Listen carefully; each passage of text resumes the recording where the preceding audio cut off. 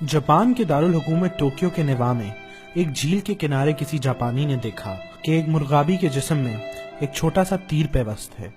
वो तीर गालिबन किसी बच्चे के खिलौने का हिस्सा था और किसी बच्चे ने ही नादानी में वो तीर चलाकर मुर्गाबी का शिकार करना चाहा, लेकिन तीर छोटा होने की वजह से मुर्गाबी को मार तो ना सका, लेकिन इसके जिस्म में पेवस्त जरूर हो गया। जापानी शहरी ने जख्मी मुर्गाबी को देखा तो उसने रेस्क्यू वाले अमले को फोन कर दिया।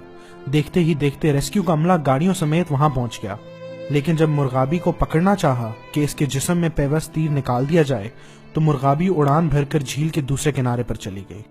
ये सूरत हाल देखकर रेस्क्यू के अमले ने अपने हेडक्वार्टर से मजीद मदद मांगी और देखते ही देखते रेस्क्यू का हेलीकॉप्टर वहां अपने अमले समेत पहुंच गया और ये बात जापानी मीडिया तक भी पहुंच गई।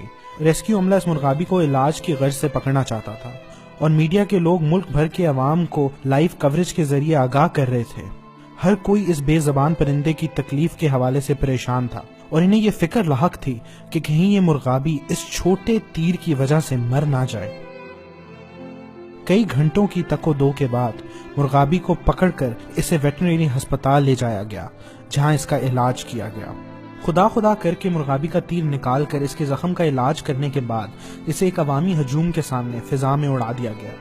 लोगों ने तालियां बजाकर खुशी का इजहार किया और यूं एक बेजबान परिंदे की जान बच गई।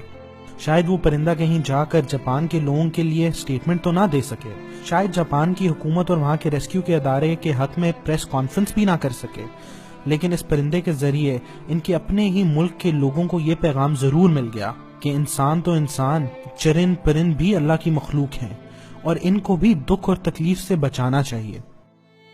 28 नवंबर को कराची में स्टेट लाइफ बिल्डिंग से एक नौजवान के जान बहक होने की खबरें सबने देखी और पढ़ी होंगी।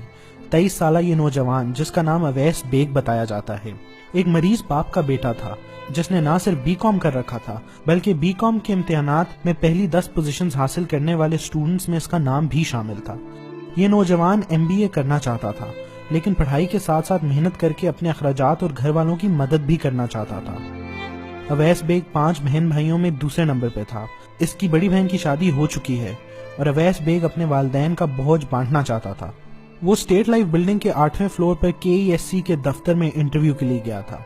वो शॉर्टलिस्ट हो चुका था और इसका फाइनल इंटरव्यू होना था। इसके साथ इसके 2 दूसरे दोस्त भी थे कि अचानक शॉर्ट सर्किट की वजह से बड़ी इमारत के निचले फ्लोर पर आग लग गई। आग के शोर और इस दौरान बिजली की मौतली ने माहौल को खतरनाक सूरत हाल से दोचार कर दिया। अवैस बेग ने घबराकर अपने दोस्तों को आवाज दी, लेकिन कोई जवाब न आने पर वो अपने औसान बहाल ना रख सका। शायद इसके ज़हन में बल्दिया टाउन की फैक्ट्री में लगने वाली आग और उससे होने वाली हलाकतों के वाक़े ने मजीद खौफ पैदा कर दिया था। अवैस बेग ने खिड़की के रास्ते बाहर निकलने की कोशिश की। चूंकि 8वीं मंजिल से खिड़की के रास्ते निकलने के इम्कानात न होने के बराबर थे, घबराहट में अवैस बेग इस खिड़की से लटक गया। बिल्डिंग के नीचे लोगों का हजूम इकट्ठा हो गया। गुजरती ट्रैफिक में भी लोग इसी नौजवान को यूं जिंदगी और मौत के दरमियान लटकता देखते रहे। मीडिया के लोग भी अपने कैमरा लेकर पहुंच गए और शायद सब ही इस लड़के के गिरने का इंतजार करने लगे।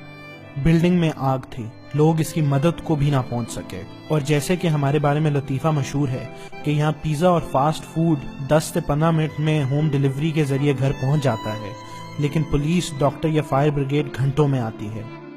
बस अवैस बेग के साथ भी ऐसा ही हुआ। वो बेचारा 15 मिनट तक इंतहाई बेबसी के साथ सैकड़ों लोगों के सामने लटकता रहा। इसी दौरान अवैस बेग ने जरूर अपनी माँ को पुकारा होगा, अपने बाप को याद किया होगा, अपनी बड़ी बहन जिसे इसने अपने हाथों से डोली में बिठाया होगा। अवैस को अपनी इस बहन की याद तो आई होगी, अपनी छोटी बहन और दोनों भाइयों को पुकारा तो होगा। अपनी जिंदगी के सारे ख्वाब इसके जहन में एक फिल्म की तरह चल रहे होंगे। एक आम नौजवान की तरह कभी वो भी अपनी क्रिकेट टीम की जीत पर खुश या गमनाक हुआ होगा। मुल्क की हर कामयाबी पर इसका भी सर फख्र से बुलंद हुआ होगा, लेकिन आज अपने ही मुल्क में इसका कोई गमख्वार ऐसा ना था जो इसे जिंदगी दे सके और इस अपने ही देश में अवैस के लिए कोई हेलीकॉप्टर उड़ान ना भर सका।